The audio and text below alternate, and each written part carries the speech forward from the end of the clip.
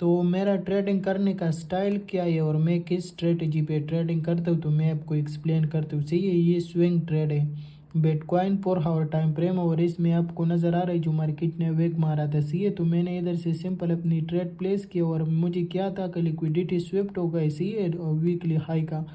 और इसके साथ साथ जो हमारा नेक्स्ट टारगेट बनते तो वो ये ट्रेंड लाइन का लिक्विडिटी और इस इक्वल लो का लिक्विडिटी। सही है, ये मैंने टारगेट किया था। और इसके साथ साथ ये आपको नज़र आ रहा है 14 जुलाई एट नाइट 12:45, और ये भी आपको नज़र आ रहा है फ्राइडे के दिन था 14 जुलाई का ये स्क्रीनशॉट है। सही है, तो वही टाइम मैंने इसको प्लान किया था कि मार्केट अभी नेक्स्ट टाइम में इधर जाने वाला है। सी और आ गया मैं करंट मार्केट पे। सी है, बिटकॉइन 4 आवर टाइम फ्रेम, और अभी आपको नज़र आ रहा है 24 जुलाई। सी है, जो अभी करंट मार्केट है, तो आपको नज़र आ रहा है वो इक्वल लो और ये ट्रेंड लाइन का लिक्विडिटी, ये मैंने टारगेट किया था और अभी देखो अल्हम्दुलिल्लाह मेरा टारगेट अचीव हो गई। सी है, तो इस तरह मैं ट्रेडिंग करता हूँ।